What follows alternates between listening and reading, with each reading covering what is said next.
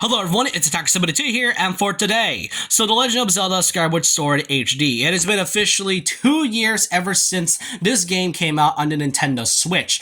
And, even though it has been 2 years, Skyward Sword is rarely divisive in the Zelda community, even nowadays, because some stated that Skyward Sword is one of the best Zelda games in the franchise, some say it's one of the worst games in the franchise, and it has been very opinionated ever since the Wii version came out in 2011. And, while I can agree that some parts of it, I will admit, is pretty difficult and honestly really boring and uninteresting at from time to time, I will say that Skyward Sword offers not only one of the best boss selections in the Zelda series, but also one of the worst boss selections in the Zelda series. So why not rank every single boss that we've gotten in Skyward Sword? There is a total of 8 different bosses. 2 you have to fight 3 separate times, but I will be meshing all of them into one just to make things easier and shorter. And given from the fact that last month during June, I've been talking about a lot of things Tears of the Kingdom related, I thought why not make a video that is related to Tears of the Kingdom and connected to it with Skyward Sword. And before I start ranking all of these, I will say a couple special rules. I will mention that I will be ranking these bosses by how fun they are, how well they're executed, how interesting and dynamic they are, and last but not least, these are obviously my opinions. You can disagree with me if you want, but I just kind of want to know to see which boss of Skyward Sword is your most personal favorite and what is your least favorite in Skyward Sword. So with that, let's not waste time. Let's get ranking every single boss Skyward Sword has to offer. In 8th place, being the very last in the bottom, as considered to be the worst boss in Skyward Sword, has got to be the Imprisoned, no doubt. First of all, the Imprisoned itself is not a great fight. It's a really tedious one that you have to deal with over and over throughout the game, but I will say that the Imprisoned is pretty cool in concept. I liked how it's supposed to be representing, the malice that Demon King Demise is, because, the Imprisoned is actually the monstrous form that that Demise takes after being sealed away by the goddess Hylia. It's a pretty cool, neat detail, and that you will not know until the very end of it. And what I like about it is that if you don't stop the Imprisoned, then the world comes to an end. Skyward Sword is known as the very Zelda game that started the whole timeline. So seeing the Imprisoned, if it actually reached the Temple of Time, it's pretty much the end of the Zelda timeline right there. Well, I really like that in concept. Execution-wise, in terms of boss fights, it's not fun. Not fun at all. First of all, you have to fight this 3 separate times, and it's really slow. It's really slow, and you pretty much can hit its weak point as long as the camera doesn't screw you over, and you can do this in 2 simple ways. You can do it by just hitting its toes, which is its weak point, and then head to the top and then hit its weak spot, which is the shield right there on the top of its head. Or you can do it like most people did and just basically just glide all over and then go on the top of its head, and then there, you're pretty much done with the Imprisoned fight. In the second and third fights, you'll actually have Grusin, his new weapon, his new machine, the Grusinator, to help stun the Imprisoned for a short moment. The third one, you have to guarantee to stun it. Like the second fight, it grows arms, which are pretty irritating. And then in the third fight, with the second phase, it grows wings and it pretty much levitates up. I will admit that the wing is pretty cool. However, like I mentioned, you have to fight this 3 times. It's so slow and it's not really easy at all. Well, it is easy. The problem is how very stressful it is. It's tedious, not fun, and very poorly executed. I like the concept of the Imprisoned. I just wish you don't have to fight this 3 times. It becomes more of a chore than anything.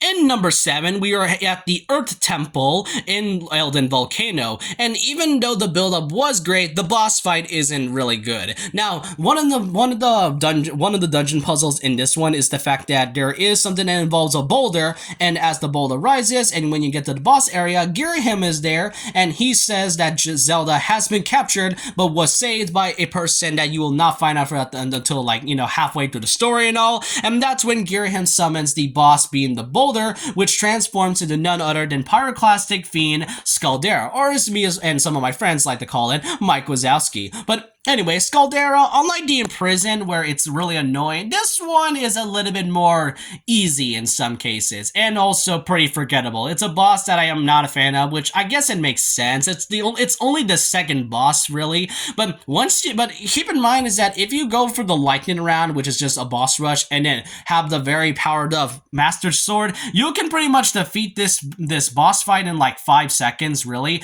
But anyways, all you pretty much do is throw bombs at its mouth when it tries to vacuums you, when it tries to suck you, and then afterwards it pretty much explodes. It does rise up in its legs and then rolls back to try and hit you, because in the very top it hits the bombs and it tries to roll back. It doesn't work, however, and pretty much you can just avoid it very easily, and then after hitting its weak point being the eye, you're basically done with this boss fight. Unlike the Imprisoned, as I mentioned, it's not tedious, it's really easy, but it's definitely the most forgettable in my opinion, which is why it's a little bit higher than, well, the Imprisoned.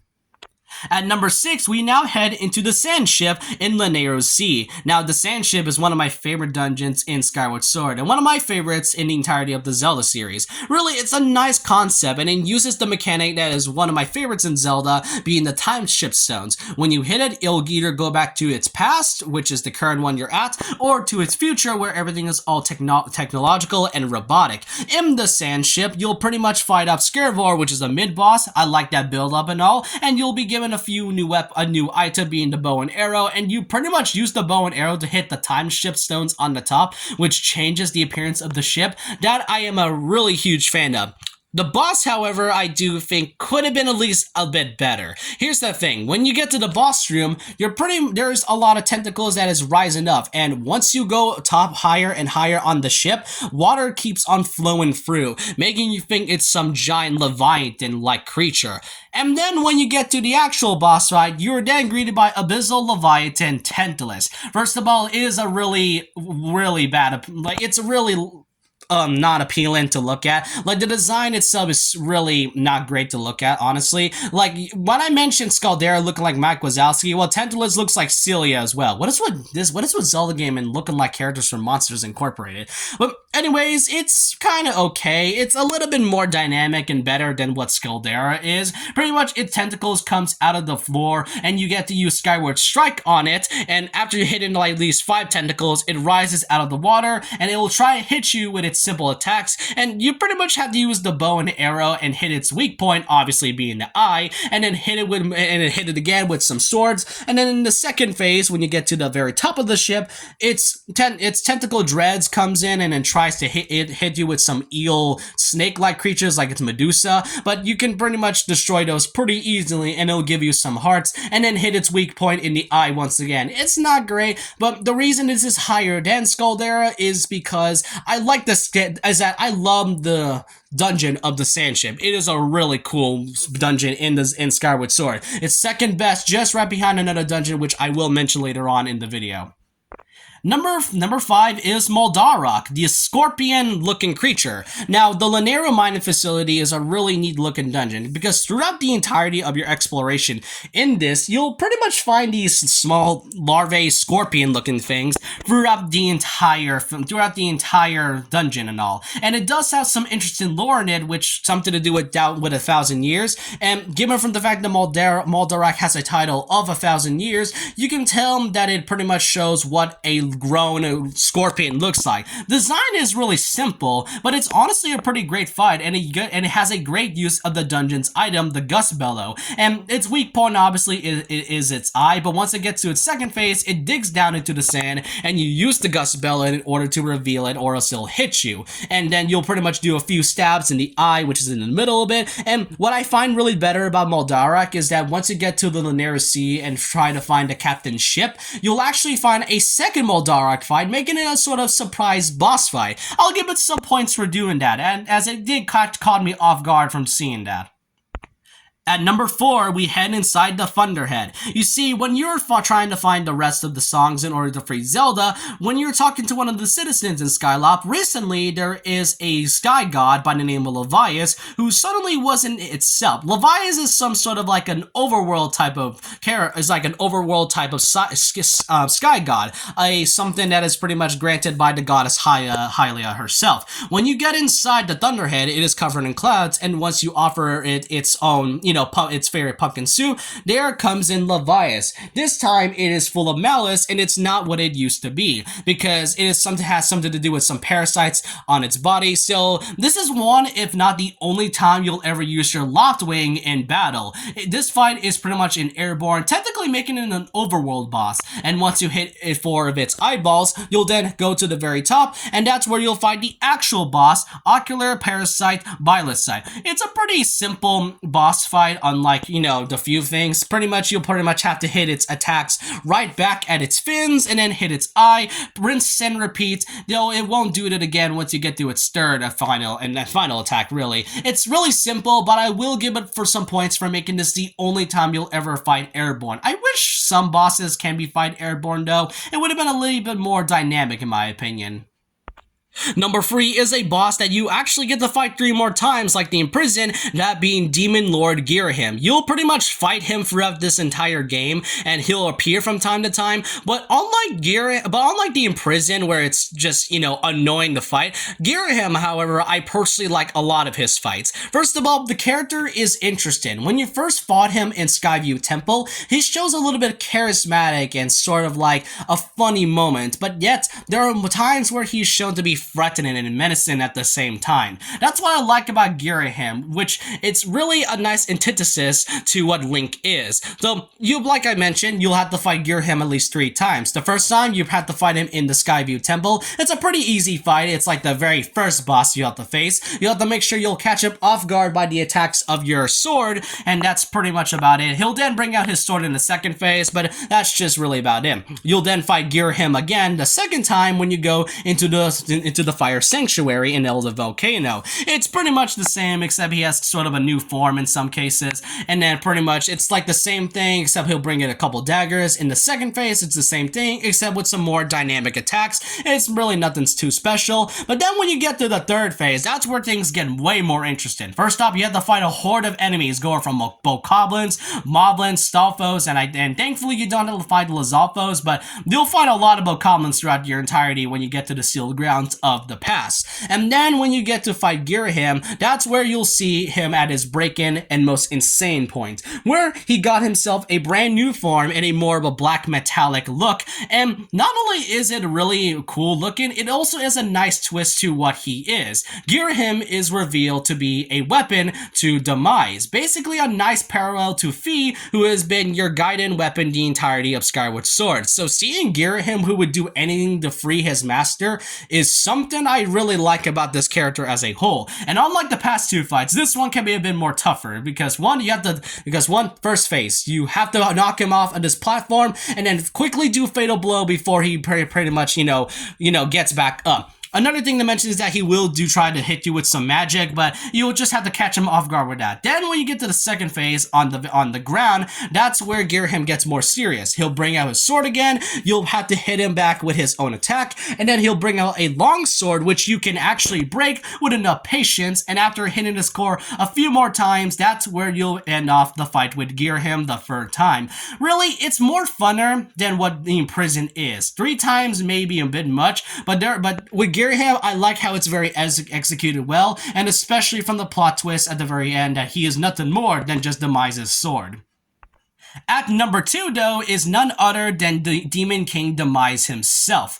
Pretty much the big bad of Skyward Sword, the main antagonist of, well, the entirety of the Zelda series. As I mentioned, Skyward Sword is the first Zelda game that started its timeline. And when Demise itself is finally free from its sealing and transformed from its imprisoned form to its final form, you can tell that Demise is all intimidating and serious. And while I personally don't like the Imprisoned boss fights in general, the Imprisoned does show how powerful the Demon King really is, even at its monstrous form. And now, you get to fight him in a one-on-one duel, because Demise, unlike which she saw in Link, unlike most humans which he fought, where they cry in fear, he saw Link in more interest in because he has courage. So you get to fight him one-on-one in this final arena. The first phase is simple. It's a simple one-on-one duel, but don't think it's easy because it can go either way. One, if you don't have the Highland Shield, this could be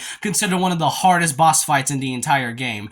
But if you have the Highland Shield, it is pretty easy to not make sure your shield breaks. The thing about this fight though is that Demise is not easy. He can pretty much react to your every attack and will attack if you don't block instantly. And once you do hit him a few times, that's where its second phase comes in, where Demise rises up and uses his own version of Skyward Strike, where everything is basically thundered, and then you pretty much have to use your own version of Skyward Strike to hit him before he hits you with his own attack, and then after a few hits, you'll try to use Fatal Blow on him until he dodges the first time. That'll always happen. If you're lucky enough, you'll then be able to finish him off a second time, but once he dodges a second time, that's where you'll finish up a third time. This is what I like about Demise as a villain. Yeah, some people might find this character a bit mixed because he's like one of those edgy looking characters and all, but what I liked about Demise is that he is pretty much what many people feared before Goddess highly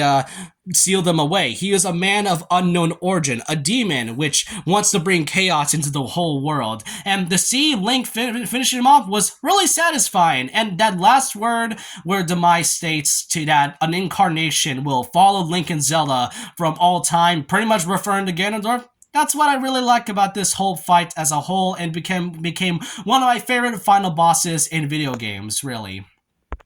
However, despite the epic fight between Demise and Link as second place, first place, however, I will give to Galactos, an automated machine that pretty much attacks any intruders that comes in through this temple. Which this dungeon is the best in Skyward Sword. This is where Skyward Sword is at its best. The Ancient Sister is such a majestic looking dungeon itself, with a Buddha-like statue and its inverted area from the fact that the bottom features dead zombie bokoblins, and it's a really nice boss. It's a really nice dungeon that you go through, and it even uses a new weapon, a new item that you get being the whip, and that's where it comes in handy with Galactos. First, he's immobile into the floor. When Galactos tries to attack you, Link you have to pretty much make sure you flip away, just do a backflip and then use its whip to remove its arms at least a few times, and then afterward hit its weak point. However, once you hit him at least a few times, Galactos then comes out of the ground now revealing its legs, and pretty much will attack you all with its swords and block in its place. So what do you have to do? Well, when it attacks, you will have to remove one of its arms, and the best part about it, you'll take one of its scimitars and then hit and slice all of its legs and arms off, and then hit in the weak point, breaking the cage. That I like is really satisfying. You can feel the impact when hitting the blade, and will summon a few dead bokoblins from time to time, but not only is this one of the most creative and most unique boss fights in Zelda, but by far the best that Skyward Sword has to offer. So that's it for Skyward Sword ranking every boss. Really, despite the game's issues and, all its, and its lack of, any creativity and all, I will say that Zelda knows what it does at its best, and that is the bosses. Yeah, some bosses in the past aren't really great, but when it comes to how cinematic they are and how great and dynamic they can all be fun. Even though Skyward Sword has some pretty bad ones, I will admit that some of them were pretty great as well. But I want to know all your thoughts and opinions below about this. What do y'all think of Skyward Sword HD's bosses? Do you think some of them are the best, and what do you think are the worst bosses in this game? Let me know your thoughts and opinions down below about this, and so with that, leave a like, comment, subscribe, hit the notification bell for more videos, follow my Twitter, and all that, and remember this: once a legend, always a legend.